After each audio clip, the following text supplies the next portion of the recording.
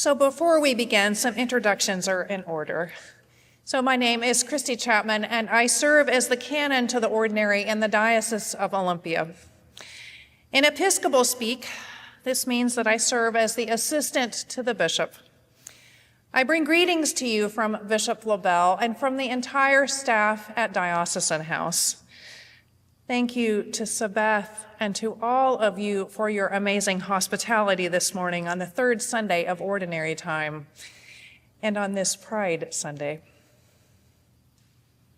So one evening last week, I needed to look something up on my phone. It was probably a quick review of the next day's schedule or something else innocuous like that. I told myself I would be quick, spending no more than maybe 30 seconds on my phone. But you know how it is. As soon as you unlock your device or turn on the television or the radio for just a minute, you are sucked into another world. There are news stories that tug at your heart, or maybe it's the latest updates from your social media account that flood your screen vying for attention. Or my personal favorite, you notice all of those unanswered emails and texts that are waiting for a response. And then before you know it, you're hooked. An hour of your life has just vanished, and you are no closer to accomplishing that which you initially set out to do. You may have even forgotten what that original task was to begin with, especially if those other things tweak you. Goodness, how much you and I are bombarded by distractions, and distractions that pull us away from the love of God and from each other. And it turns out that we are in good company. The disciples that we hear about this morning in this gospel are plagued by similar challenges. And then, just when we all need him, Jesus shows up, offering his own life and pastoral care to us to pull us back on track. So today, in the gospel, we are at this key inflection point in the life and mission of Jesus. We are told that Jesus sets his face toward Jerusalem. In Bible speak, this means that Jesus decides to fully fulfill his commitment to God. And from now on, everything he does will move him closer to the completion of his God-given mission. That decision helps Jesus focus on what needs to be done, and maybe more importantly, on those things that he needs to leave undone. It turns out that if it is not about love and the love of God, it is not worth doing. And this is what trips up the disciples. Jesus may have a laser focus on his mission, but wow, it is easy for his disciples, and that includes you and me. It is easy for us to get hooked by other things. And then, before we know it, we forget what we have been called to do with Jesus. So 2 weeks in a row, Jesus faces strong headwinds. Last week, it was this community of Gerasenes who asked him to leave after this remarkable healing. And then this week, it is the Samaritans who just outright ask him to go. They don't even want him to stop. And in both cases, Jesus respects their requests by choosing to move on. It is not that Jesus rejects these communities. Instead, he honors them by listening to them and by affirming their agency to make decisions that he might not make. And as one commentator puts it, allowing people to have their own agency is an act of love. So is honoring people when they don't agree with you. And this is what James and John struggle to realize. Rejection. It's hard. And it can and does dredge up these strong emotions in you and I, like those desires of the flesh that Paul warns the Galatians about.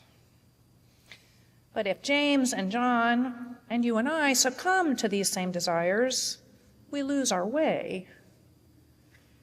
We also trample on other people who themselves have their own God-given missions to fulfill. Thankfully, Jesus reminds us and then reorients us back to the way. And this is one of the lessons for us this morning. Let it go, Jesus says. Stop worrying about work that is not yours to do. It's not worth it. You and I have more important things to do together. Jesus reminds us that our mission with him will always be about healing and never about harm. Stay focused on that, Jesus says, because it is the only way that you and I and everyone on this earth can flourish together. There's another important lesson for us this morning, too. It is what project managers call the critical path to success. Jesus would say it's the critical path to faithfulness. And it is this: you and I cannot and should not try to do it all. Attempting to respond to everything that comes our way pulls us away from each other and from the gifts that are uniquely given to us to carry out God's mission. And honestly, if we try to do it all, we will burn out in the process. Given everything that is going on in the world right now, this is good news. And yes, it is also a very difficult thing for you and me to practice. Each news cycle brings a new wave of stories that seemingly undermine values, upend priorities, and yes, add to deep worry. We scramble to keep up with everything, and we scramble to stay engaged. But in the process, you and I exhaust ourselves. All of that churn pulls us away from more important issues that need attention. And that includes self-care, the care of our families and the care of our communities and people right in front of us. As the bishop in the Diocese of Rio Grande recently put it, it is like you and I are chasing a laser pointer. That laser keeps us distracted from the good news and ministry of the gospel. So how then do you and I keep our laser focus on the love of God and not on that laser pointer that seems to keep us scrambling in this world? Well, the promises that you and I make at baptism are one of the ways that we do that. And so does the work that is happening throughout this diocese and every congregation, and in this community at Trinity. During coffee hour, I am happy to say a little bit more about the work that is unfolding in the diocese, especially in this early season of new ministry with Bishop Lavelle. For now, know that as a diocese, what is emerging is a focus on discipleship. Bishop Phil likes to say that we are all apprentices of Jesus. And so in this time and place as apprentices of Jesus, you and I are being called to work on becoming beloved community. We are being called to foster vital and healthy congregations throughout this diocese. And we are being called to tirelessly care for this island earth that you and I call home. These are the ways that you and I faithfully steward the mission that God has given to us in this moment. And it is how we as a diocese will keep our laser focus on the love of God. Of that love, a fellow pastor says it this way: the love of God is so radically alive that anything having to do with death distracts from it. Lifeless systems, merciless constructs, rigid and graceless standards of purity.